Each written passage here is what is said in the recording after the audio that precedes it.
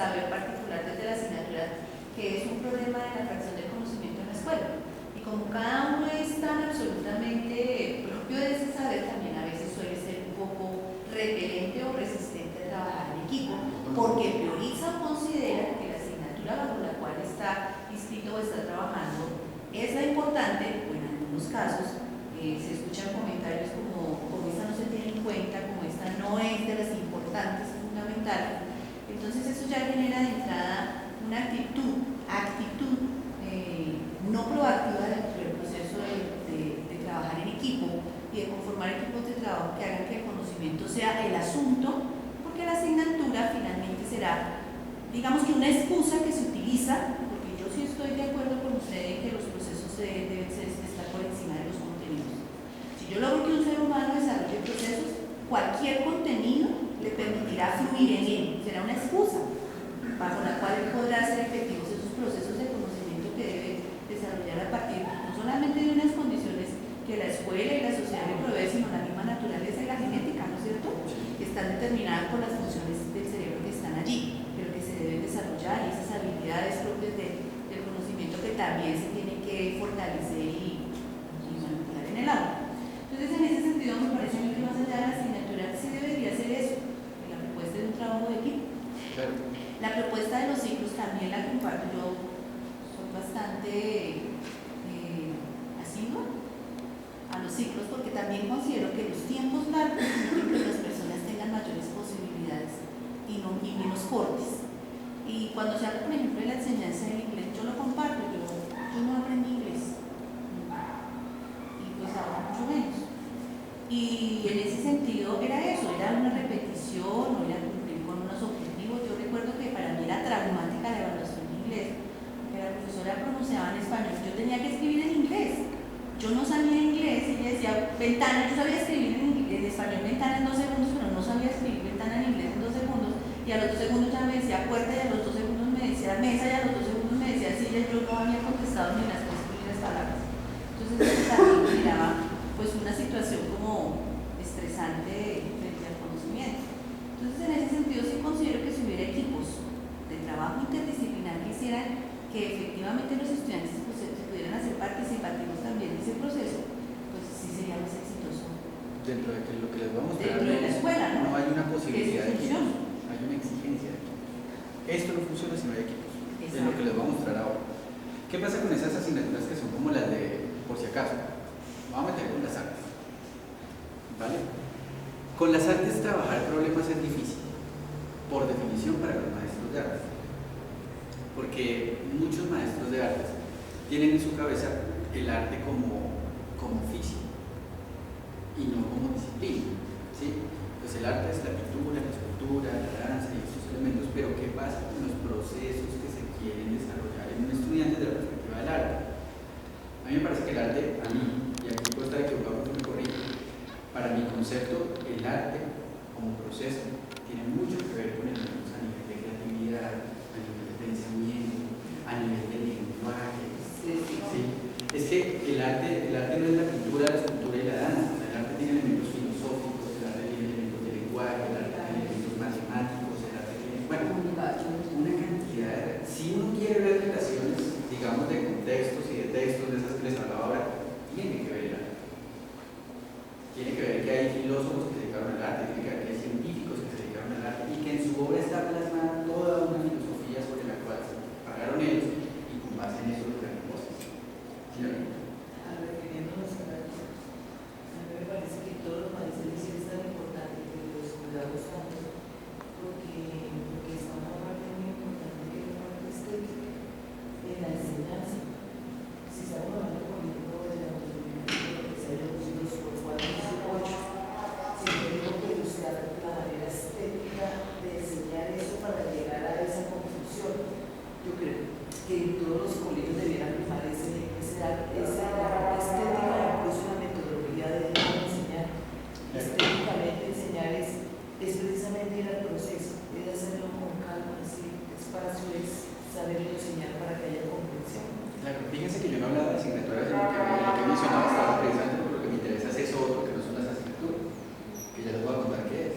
Pero fíjense que en este elemento, por ejemplo, con el arte, Cuando yo analizo una obra de fulano de tal, cualquiera que ésta sea, lo que estoy viendo es la comprensión de ese sujeto en un contexto frente a una situación. Y ahí es donde eso de la enseñanza para la comprensión, de lo que hemos hablado, es donde empieza a tener sentido. Cuando un estudiante comprende, es cuando puede interpretar, cuando puede razonar, cuando puede entender, cuando puede hacer toda una serie de procesos que le permiten tener una posición frente a.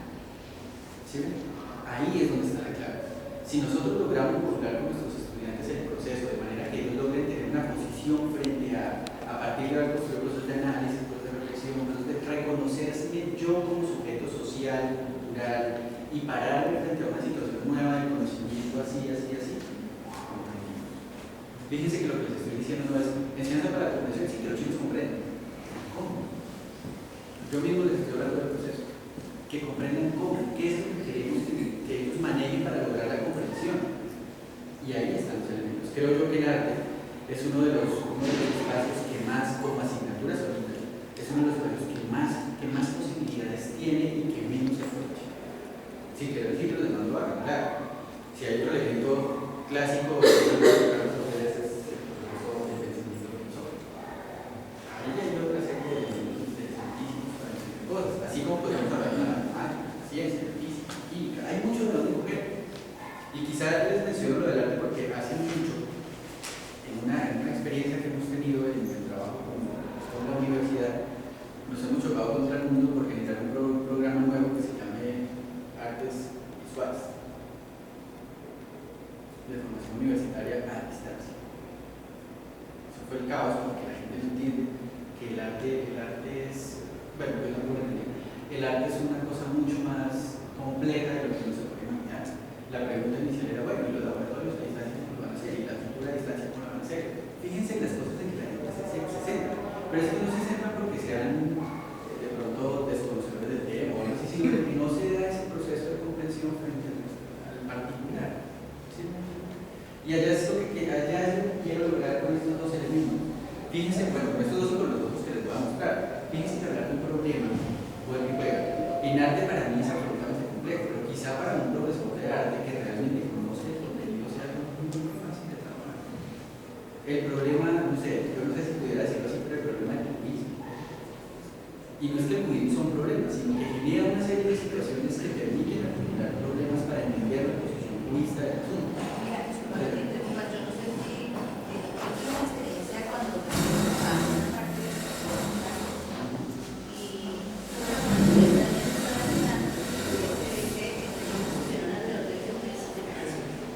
todo el contexto social y político que tiene implícito ese cuadro a partir de todo lo que los jóvenes van a analizar. Cuando uno dice el arte no es una cosa tan elemental, es una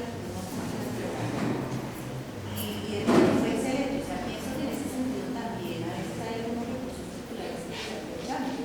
Muchos museos, porque en ese caso la visita era guiada, pero de manera didáctica, hecha para que se entendiera las producciones artísticas en ese momento en particular en la vida de Picasso. Entonces, por ejemplo, en ese sentido, pues, una experiencia interesante. Y es algo que podemos recrear a partir del conocimiento que tienen los profesores de arte. Vean que en este asunto de lo educativo suele pasar que nos vamos a buscar expertos teniendo los años. Sí, entonces profesores, y lo peor es que lo hacen muchos maestros. Ustedes ven el grupo de profesores de ciencias, aprovechar de ciencias, aprovechar que no, sobre los de ciencias pueden decir, vamos a buscar a fulano de tal, es el experto en biología, el experto en no sé qué, y ustedes qué son. No es que nosotros no somos biólogos, no manejan la biología, es que aquí no estamos formando biólogos. Aquí lo que estamos es construyendo a los estudiantes unos procesos de pensamiento científico que le permiten construir ciertas interpretaciones sobre ciertas cosas y eso es como usted lo puede hacer. Entonces nos vamos a buscar expertos. Entonces, hay que empoderarse de lo que se hace. Profesores de educación física, no, pero entonces les cuento. La educación física es otro de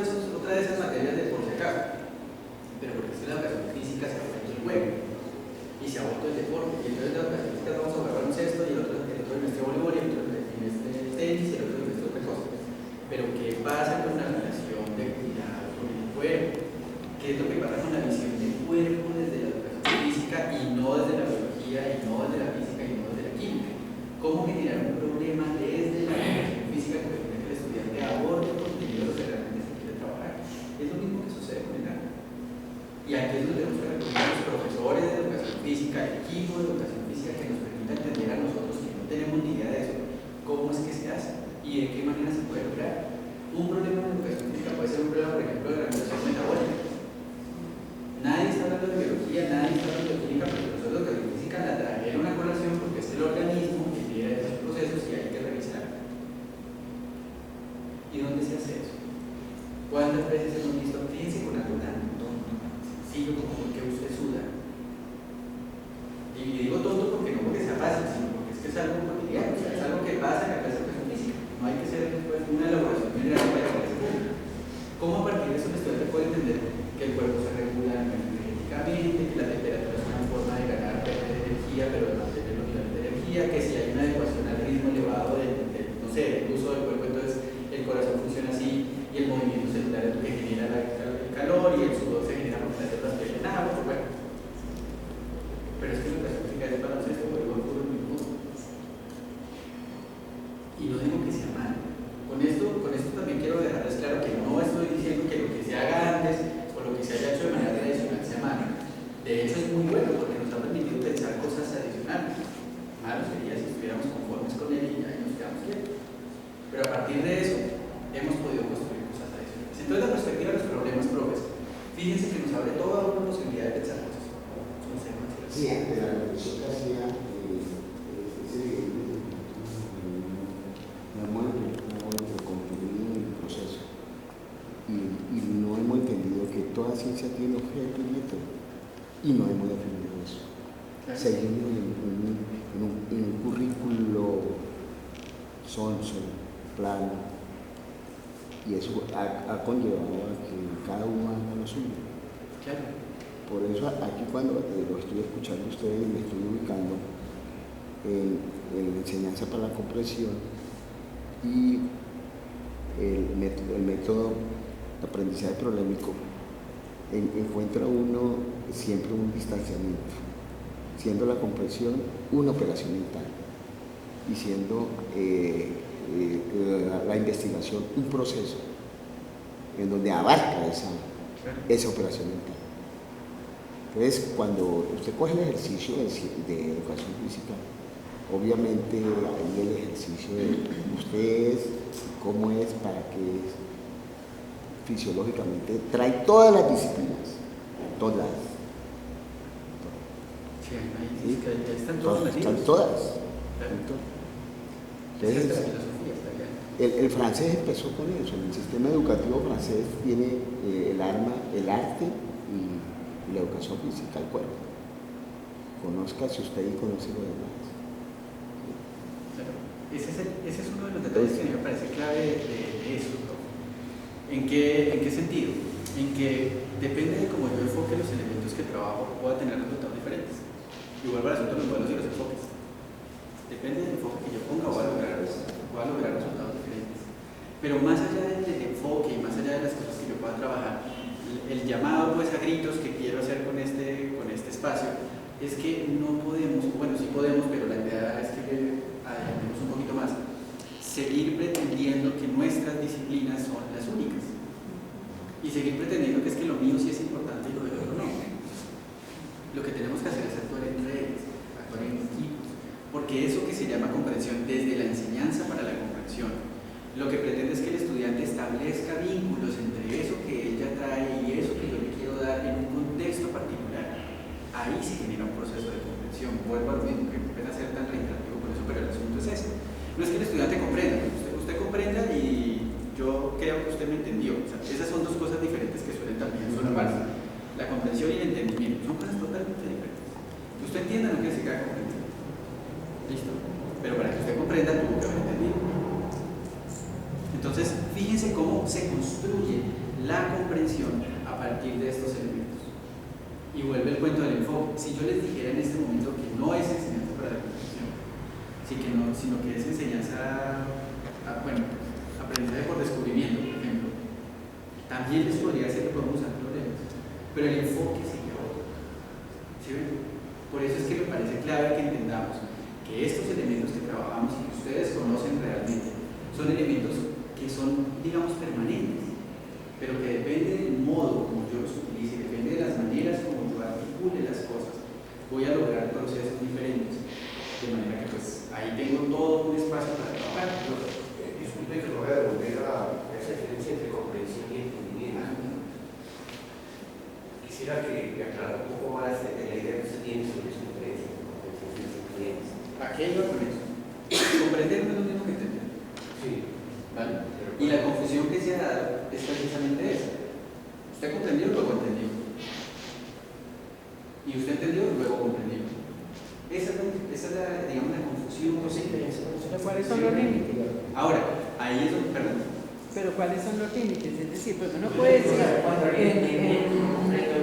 yo le puedo generar un proceso de entendimiento con el estudiante, ¿sí? Porque nos tocaría como clarificar cómo es que estamos, cómo estamos definiendo o comprendiendo nosotros el entendimiento y la comprensión, para ver entonces en dónde es que está el límite, porque cuando uno hace un trabajo, o para uno en la vida, es decir, uno lee un texto y uno dice, el texto lo entendí, encontré el énfasis, lo interesante, las líneas centrales, ¿sí? Y ahí yo puedo también hacer similarmente, pues yo comprendí ese texto, entonces como que no veo esa distancia entre entendimiento y comprensión. Me parece que depende el ángulo donde uno se Depende de donde ya vamos a mirar el problema. Sí, es que la pirámide de conocimiento tenemos nosotros la educación, la traducción y la comprensión. Esas dos categorías que antes están entendiendo. Para mí, pues, desde mi punto de vista, la comprensión en la pirámide ascendente tiene otras categorías como la síntesis, el análisis y el juicio. Y esas categorías superiores retoma esa comprensión. Por eso las operaciones mentales en su práctica y en su desarrollo son demostrables, claro que son demostrables, en una prueba o en una interacción, ¿cierto? Pero yo lo que considero que son herramientas para el enfoque o para la estrategia de aprendizaje. Ahí es donde está la clave. Lo que nosotros no nos podemos es casarnos cuando el Rochester lleva un poco de tiempo con la enseñanza y la comprensión y la tomó porque fue la fiebre. ¿Sí? Ahora vemos que Brasil se impone con otra estrategia, se ha impuesto y la ha demostrado, y ahora llega a Colombia otra idea de la cual extrapola.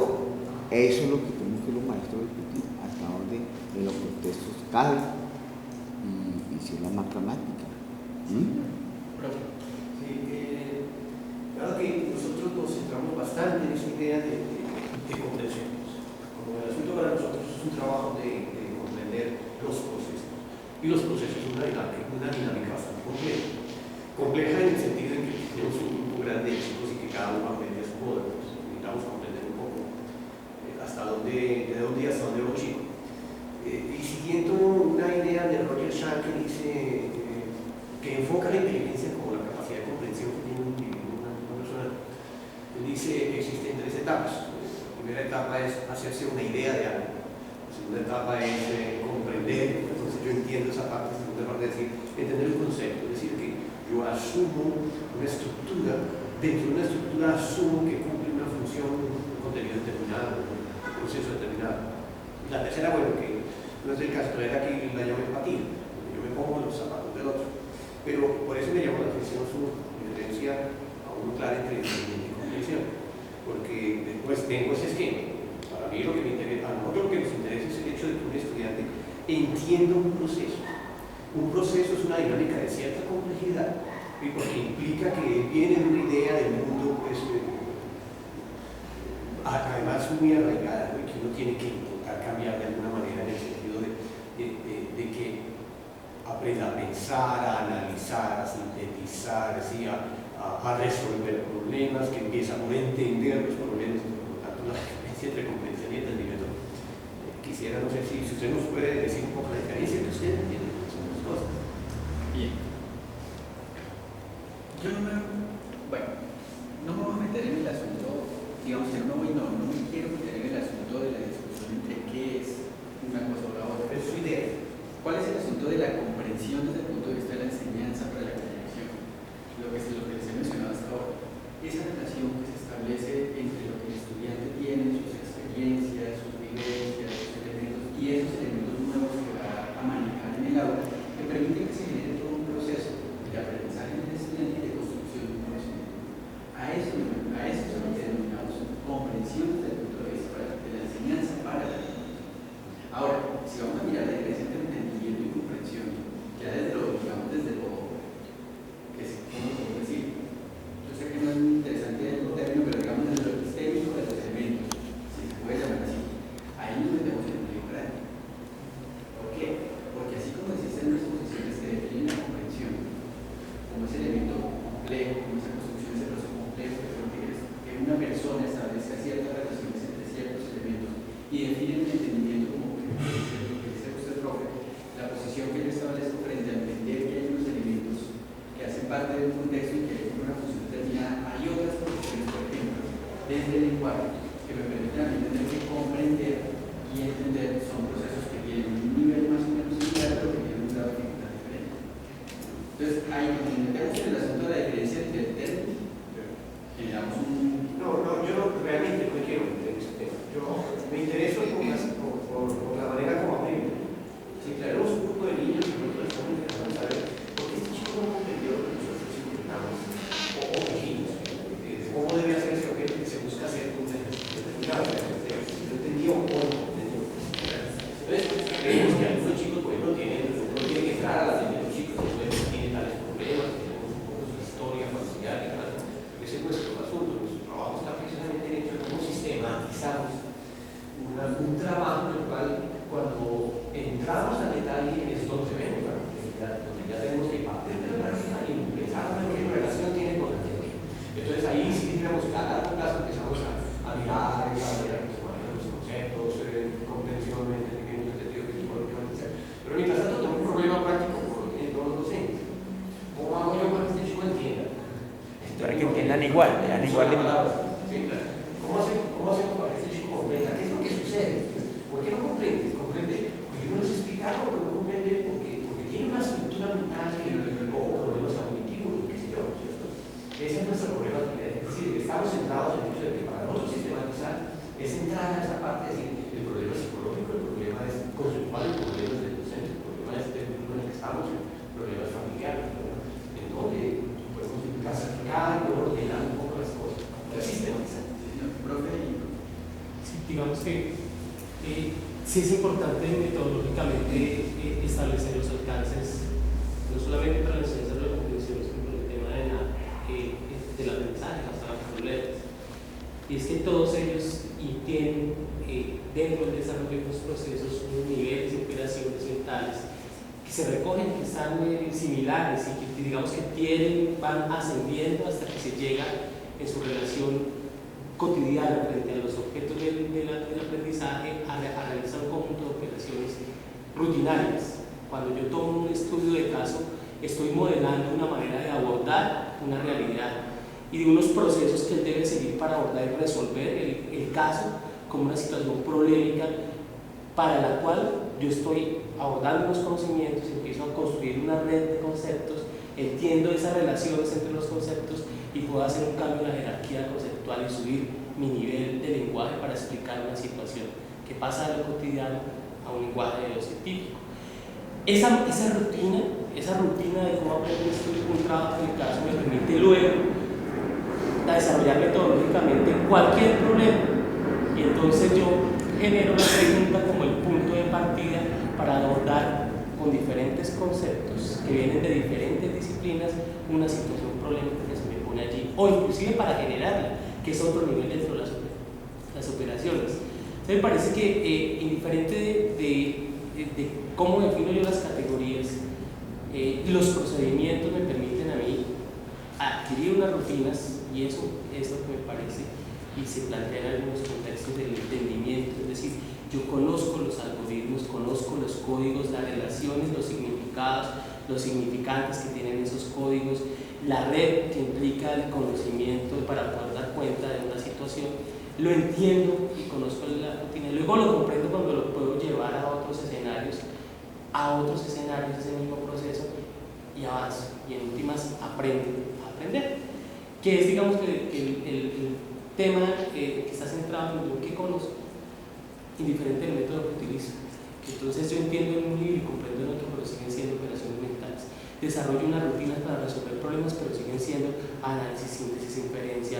O sea, hay un conjunto de operaciones mentales que yo metodológicamente determino rutas para que se aprendan y se practiquen con una secuencia en un momento determinado, en el aula, en un ambiente, a un aula especializada, o genera un ambiente de aprendizaje desde un enfoque de la comunicación, o genera un ambiente de aprendizaje desde un enfoque centrado en lo social, o genera un ambiente de aprendizaje desde la infraestructura física, un enfoque arquitectónico. Pero en últimas es rutinariamente cómo yo desarrollo unas habilidades o unas operaciones mentales con diferentes métodos. Claro, antes de que pasemos con el... bueno. Era muy Antes de que vayamos allá, el asunto es muy parecido a lo que usted está mencionando. ¿Cuál es el único problema? Y lo que quiero que manejemos ahora en la siguiente parte. ¿Qué momento dice? Si este término se me está, ¿sí? Que no volvamos metódico el asunto. Claro, si me lo preguntan a mí desde mi lado oscuro, ¿cuál es la estrategia para resolver problemas? Yo les puedo decir, desde eso que me queda todavía de pensamiento científico, todo eso les puedo decir que es así. Pero ¿cuál es el problema? Que en el ejercicio del aula hay dos elementos que nosotros manejamos. Pues muchos más, pero voy a remitirme a dos. El enseñar y el aprender. ¿Sí? El enseñar es un asunto que depende de mí como maestro, pero el aprender es un asunto que no depende de mí. Fíjense que yo como maestro no modulo y no condiciono que el estudiante aprenda o comprenda. Lo que yo hago es establecer una serie de estrategias que permiten que el estudiante construya sus procesos de aprendizaje. Y desde esa posibilidad de que el estudiante sea quien los construya, yo trazo, eso sí depende de mí, las estrategias sí dependen de mí, pero el aprendizaje no depende de mí. Yo voy a sentarme aquí con ustedes a hablar de esto, y ustedes pueden irse a la lugar, o pueden entender, pueden aprender cosas que yo no quería que aprendieran. ¿Sí? Fíjense que un proceso no es necesariamente indicador.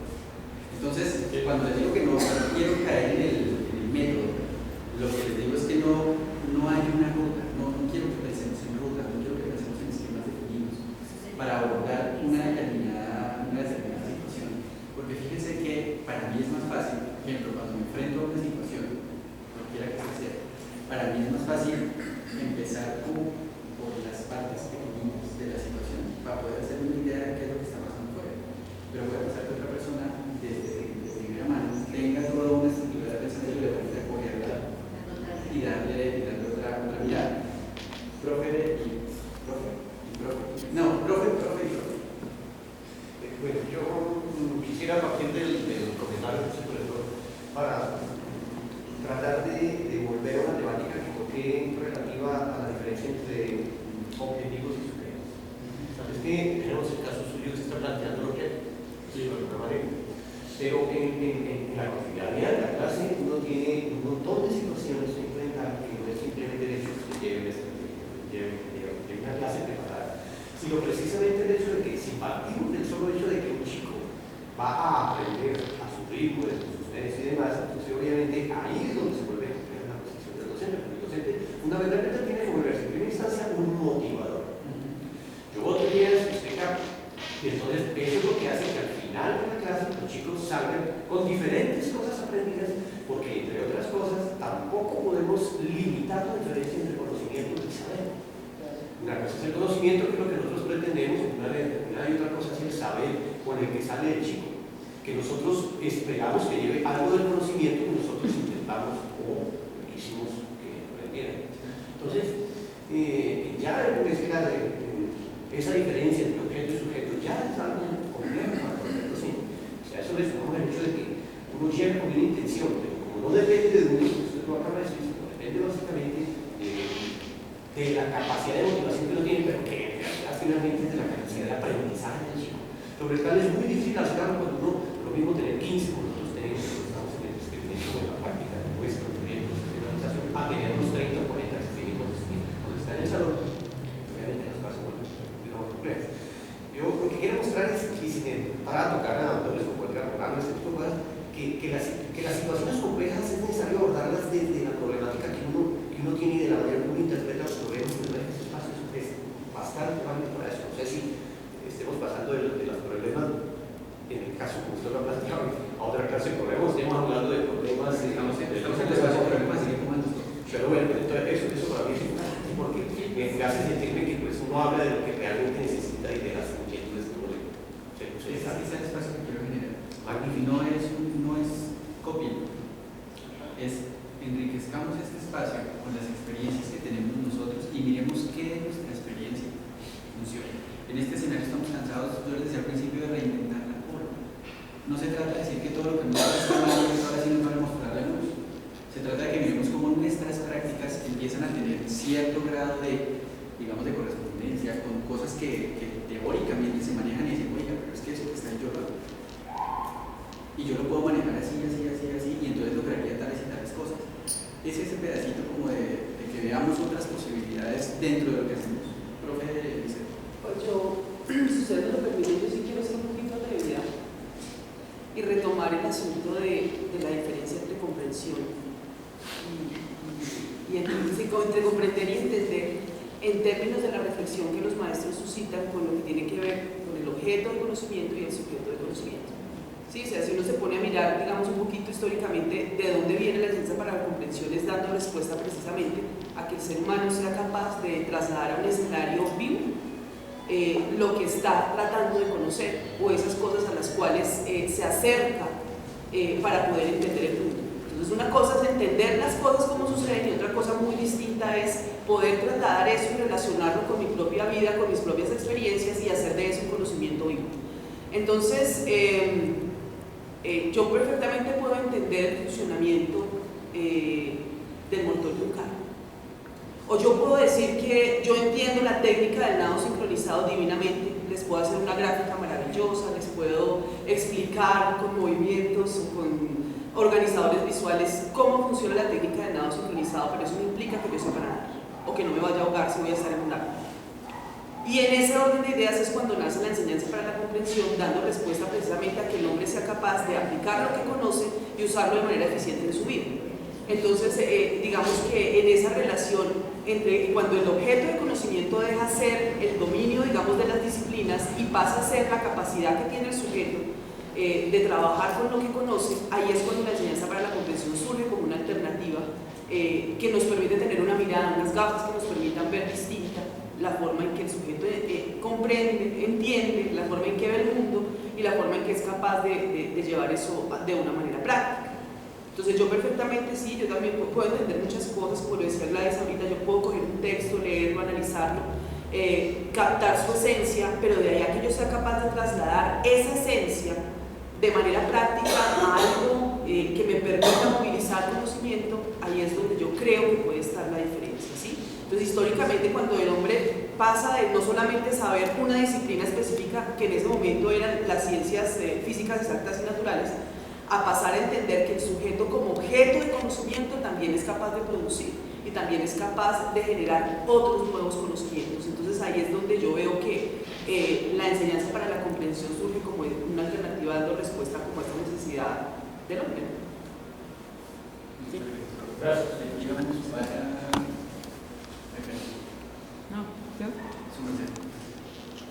Yo quería como que hiciéramos un contexto. A mí me parece interesante con esta discusión y aquí es donde uno aprende escuchando al profe, en donde uno va como identificando, pero como que quería como que hiciera un contexto en quiénes estamos acá y como qué nos une fundamentalmente, y es como el reto que nos hemos puesto de pensar la innovación en la escuela, es decir, cómo estamos innovando y cómo se innova desde las prácticas. Y me parece que el ejercicio que se está planteando es decir, bueno, miremos dos enfoques pedagógicos en términos de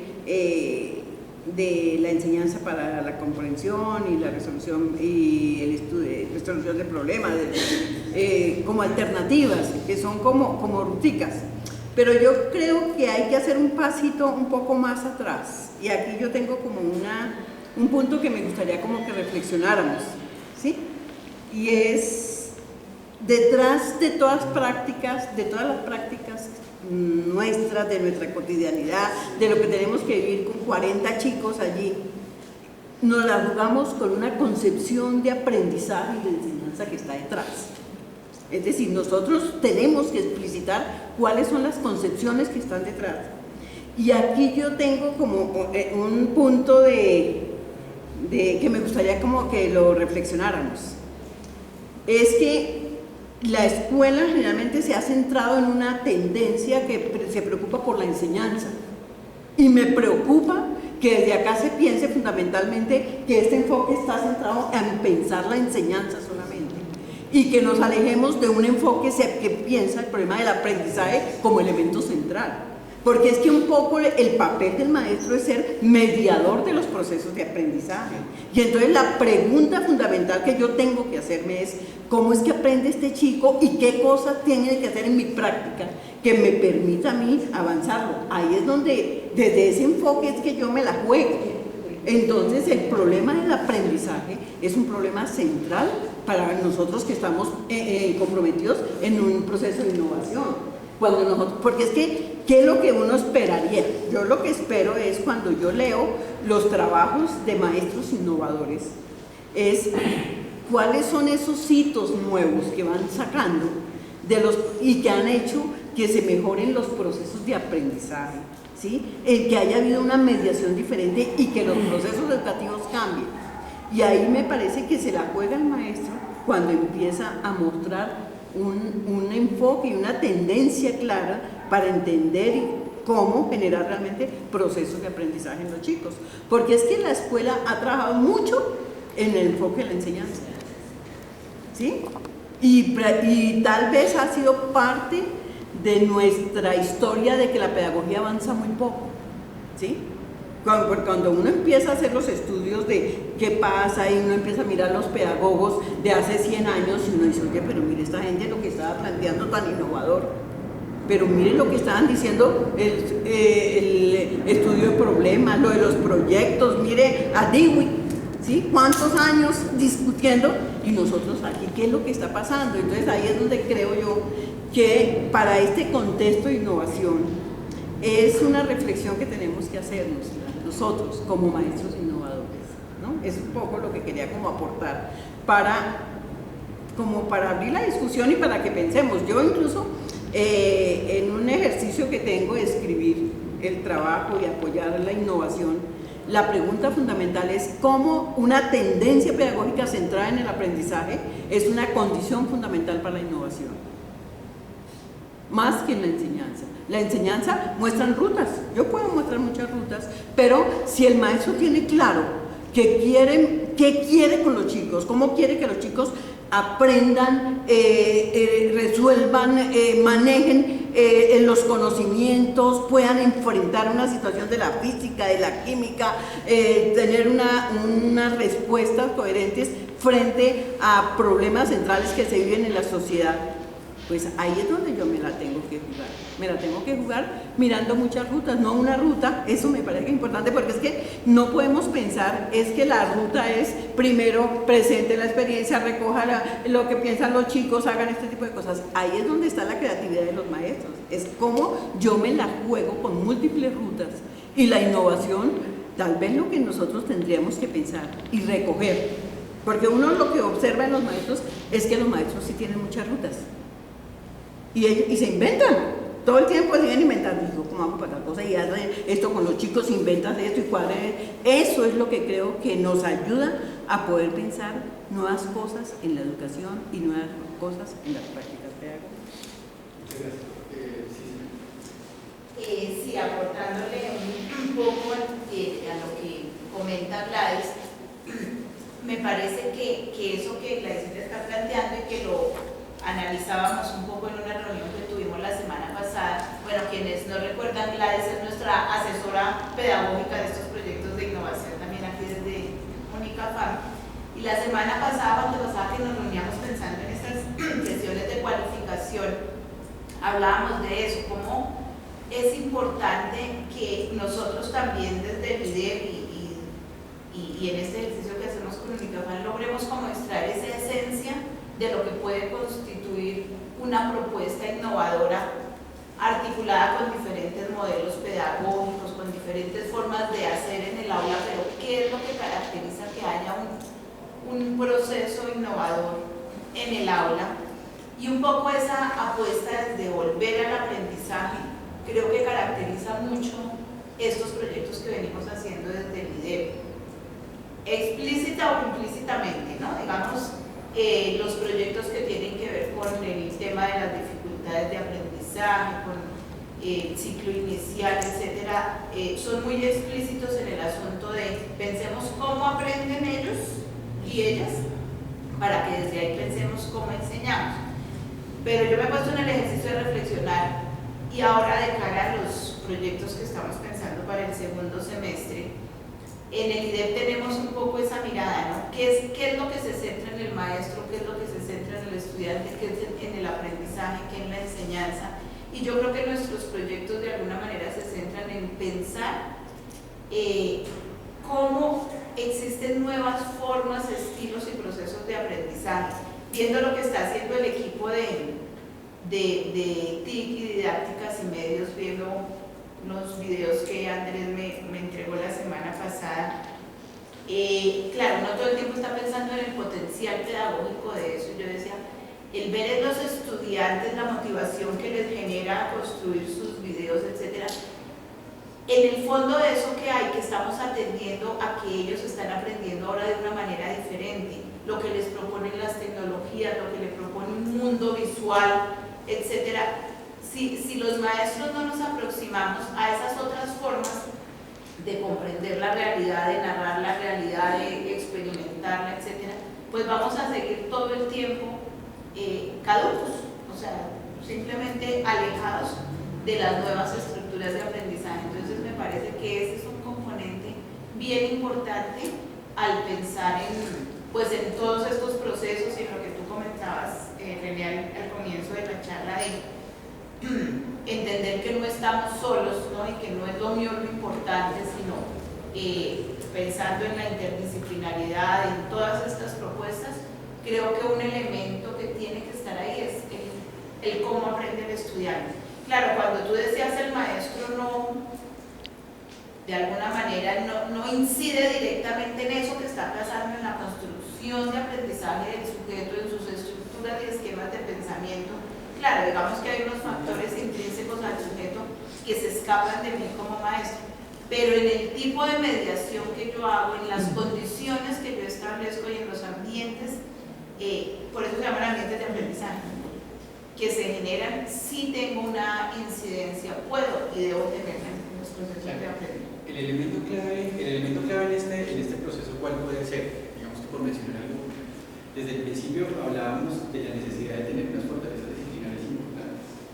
Yo como conocedor de la disciplina sé de qué manera los procesos que subyacen a mi disciplina son más fáciles de manejar que en otro contexto. Por ejemplo, si a mí me hablan del caso de las ciencias naturales, que son metódicas, que son rígidas, que tienen un esquema, el proceso del pensamiento científico yo lo puedo manejar de mejor manera si abordo estos elementos y estos otros. Si yo quiero manejar, por ejemplo, los procesos de construcción del lenguaje, lo puedo hacer de mejor manera de esta forma o de esta otra, desde la posibilidad de conocer la disciplina. Ahora, ¿cuál es el elemento clave? Que si nos centramos en la enseñanza, como ustedes dicen, tenemos dificultades. Si nos centramos en el aprendizaje,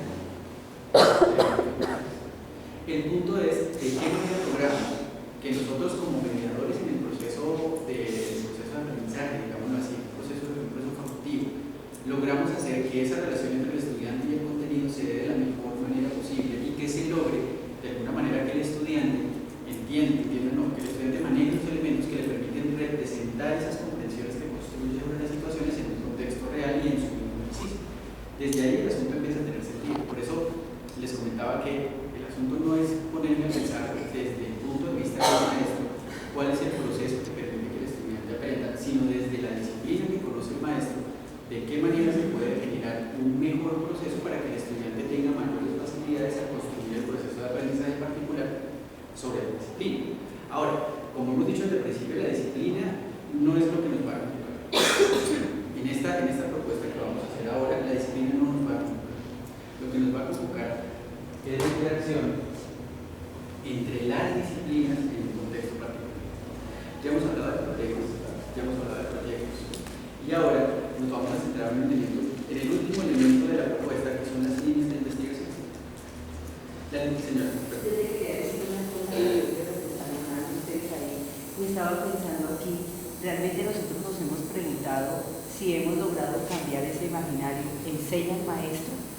En este momento nosotros todavía enseñamos. ¿En qué momento enseñamos y cuándo no enseñamos?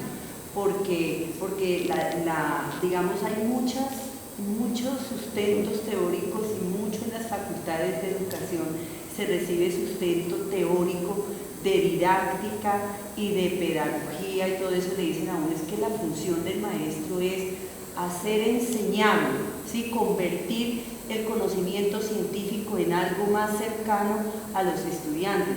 Y hay mucha teoría de cómo lo hagan, mire, háganlo así, como fórmulas, pero realmente lo que decía la profesora Gladys aquí atrás, ahora nos estamos yendo para el lado del aprendizaje.